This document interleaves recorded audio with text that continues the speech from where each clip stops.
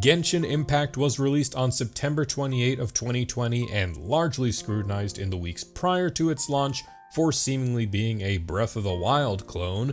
The launch itself was met with explosive acclaim and popularity, netting over $50 million between its first two banners in the US market alone. Fast forward to 2022 and the game is still going full steam ahead, having netted over $110 million in just July alone. Genshin continues to release high-quality zones, events, changes, and of course, more characters to come on a near-flawless 6-week patch cycle, only breaking that commitment just once due to the ongoing effects of COVID-19.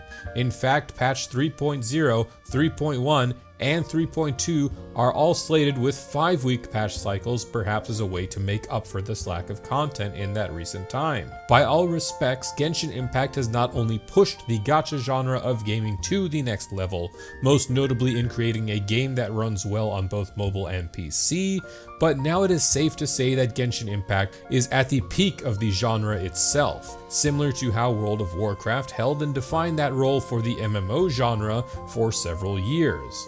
So what happens when a game reaches the supposed pinnacle? What happens when your game has now set the trend? In the gaming space, that means other developers have the opportunity to now analyze, scrutinize, and to take away and enhance what is working in the genre. In Genshin Impact's case, this has led to the creation of competing titles such as TowerOfFantasy, which celebrated its global release just a short while ago. And the focus of this video is, can Hoyoverse, Genshin Impact's developing team, use the current success of TowerOfFantasy as a stepping stone to improve Genshin Impact's long-term health? Hey everyone, it's Yggdrasil and welcome. I know this video is a little strange to the majority of my current subscribers, as I focus mostly on Nintendo content with a very small splash of MMO stuff, but I always would like to iterate that the purpose of this channel is simply as a medium for me to share things that I find passionate about. Now before we begin, as always, if you enjoyed or found anything that I had to say in this video interesting to you, please consider subscribing to the channel and sharing this video with anyone you feel may appreciate it. I am an incredibly small-time YouTuber doing this mainly as a passion project, so any amount of exposure that may appease the mighty algorithm gods is always highly appreciated, especially as this is a new kind of video for my channel. With all of that said, I hope you enjoy and let's begin. Now, let's start with a small bit of context as to why my words may have any form of merit, especially since I don't have any other content regarding this genre. I've played gacha games for several years, one of my first being Summoner's War, but it just never fully resonated with me. I went through multiple other titles from Fate Grand Order to Fire Emblem Heroes, and many more. In fact, before Genshin Impact's release, Dragalia Lost was my go-to game. As a day one Genshin player and still playing almost daily, I enjoy Genshin so much to the point that it is the first gacha that actually compelled me to put money into the game. Reasonably, of course, I assure you. The point is that I've had several years of gacha experience under my belt, and while I do not appreciate aspects of that style of game that relies on feeding players with a negative external motivator, many of these kinds of games themselves are usually quite fine or enjoyable for most people. They sort of have to be able to retain their core player base aside from simply pulling the gambling lever. But that's getting off point. In any case, that's my track record of past gachas that I've played and why I feel confident in talking about these kinds of games. So to get to the question of how TowerOfFantasy's current success can help Genshin Impact's own future success, we need to take a look at what both games have and bring to the table, as well as what TowerOfFantasy chose to iterate upon. In essence, I'll be using my own personal review of major aspects of the game as a comparison to what Genshin Impact has, and for that to be fair, I am going to be as objective as possible. This is actually pretty simple because both games open up so much of the basic gameplay loop early on, so someone like myself who's only been able to play TowerOfFantasy for the first several hours of the game can already see where things line up and where they are going. And as TowerOfFantasy pretty much rips off most of the gameplay, exploration, and monetization loops that Genshin Impact uses, we can start off with some pretty straightforward points as a basis. Let's begin then with gameplay. Immediately out of the gate, let me just be frank in saying that Genshin Impact is not an MMO, while Tower of Fantasy absolutely is. While Genshin Impact is technically an online game and you can play with up to 3 other people at any point, it is by no means an MMORPG. In Genshin, you travel to someone's world or instance of the game, or you can queue into a matchmaking system to pair up with others to take down a boss or partake in events. Meanwhile, in Tower of Fantasy, everyone is out and about all over the overworld. There are even servers to let you select where you want to play and stick with any friends you've joined with, a staple of most MMO games.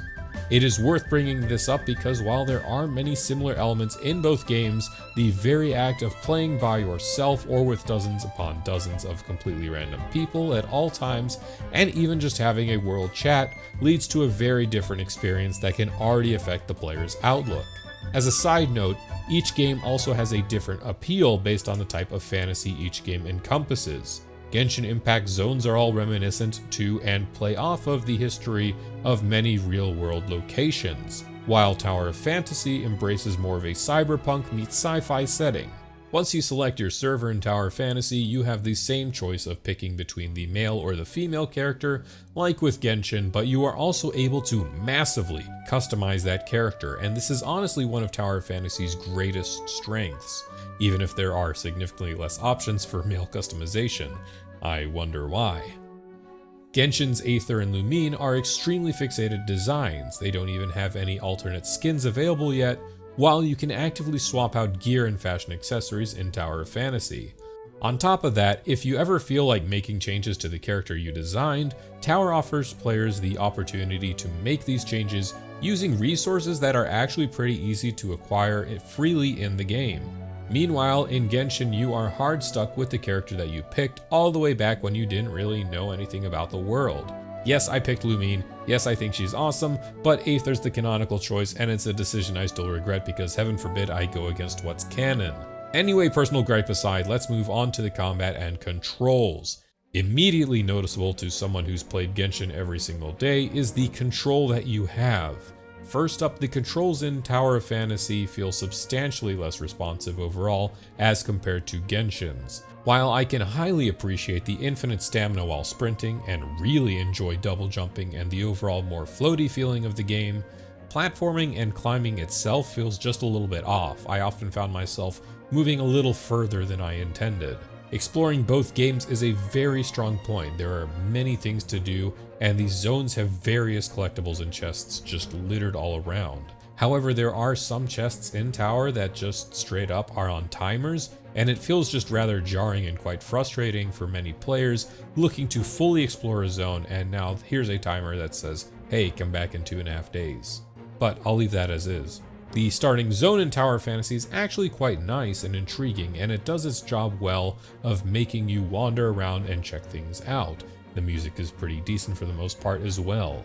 That being said, I found myself a bit annoyed that the audio options in the game were very limited, and I couldn't even raise the character voices without adjusting the volume of other parts of the game as well. As for the combat itself, Genshin has players cycling between characters with different abilities, while Tower has you cycling between weapons. In fact, most abilities in Tower are tied to actively switching the weapon you're currently controlling, which for the most part is okay, but I personally dislike the fact that I can't use the full utility of a weapon without swapping off of it. On top of that, because of the lack of overall responsiveness, I found myself feeling like I had pressed the auto tag button one too many times, continuing to attack even when enemies were already defeated. Now, each weapon in Tower Fantasy is tied to a respective lore character that you can use in the overworld pretty much as a swap out for your personal character. Much like Genshin's artifact system, which centers around 5 pieces of gear per character on top of your weapons and constellations, your Tower Fantasy character also has 9 slots of equipment to deal with, which are a little more in depth, which is fair. Again, this is an MMO. So there are gear scores associated. There should be more depth in setting up this kind of, well, setup. That being said, Tower of Fantasy offers methods in the cash shop that allow you to influence the rarity of item drops, a form of monetization that Genshin does not have.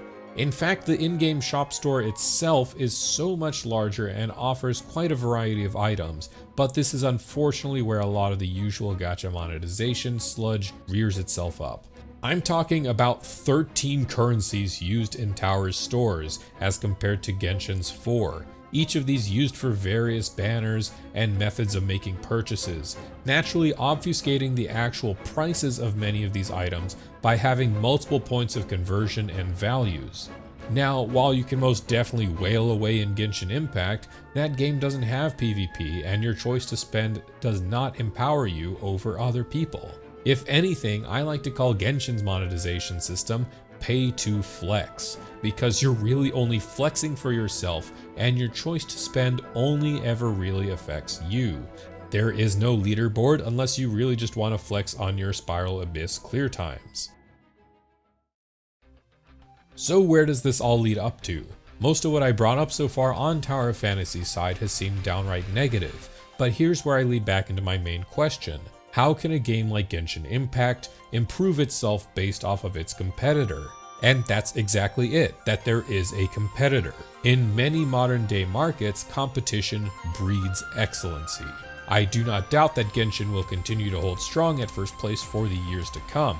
It is a game that has tens of millions put into constant development and maintenance each year alone. But as those years go by, competition will only grow stronger. Tower of Fantasy is not going to be the game that dethrones Genshin Impact.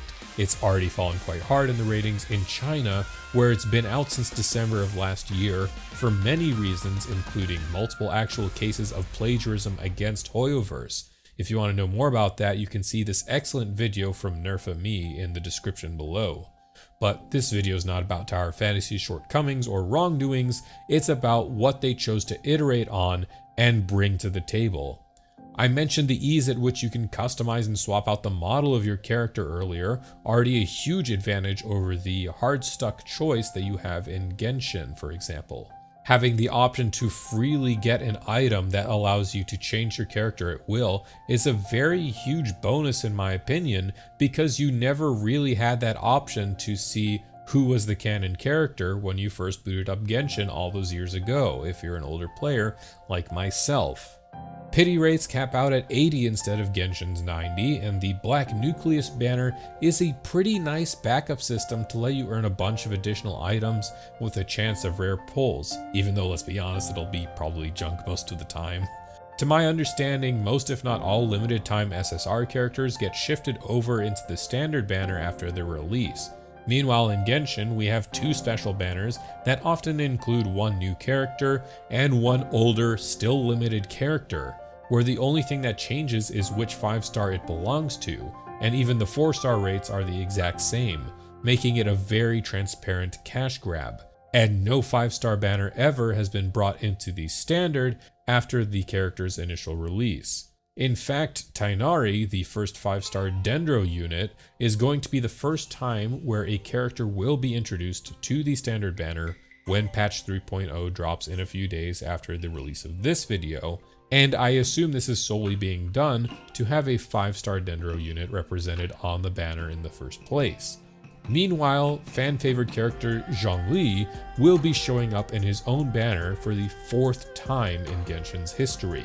And while I can understand that, given that he is a fan favorite and therefore more likely to be pulled for, aka millions of dollars in revenue, there's only so many times where he can be put up on a banner before people will just be irritated that he hasn't already been shifted and made a standard character at this point. It's just a matter of how many times will it take. As for the overworld, I'll be frank, I love having double jump and the mid-air dodging in Tower Fantasy are perfect tools for exploration. Even the rocket boost is pretty enjoyable to use. Sure, unique characters in Genshin like Venti, Sayu, Mona, Ayaka, and more all have their own little overworld niches that make them more fun in that sense, but that's not a universal feeling that's always active unless you choose to play using those characters at all times.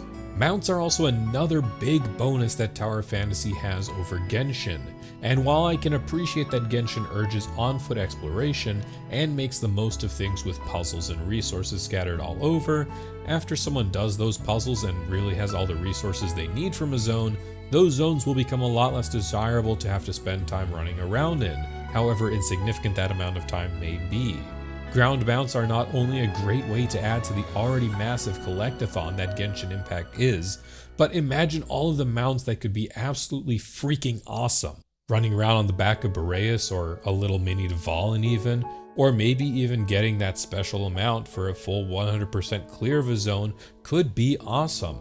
With more and more zones entering the game that massively increase the size of the world, the dream for ground mounts should always be kept alive and well in my opinion.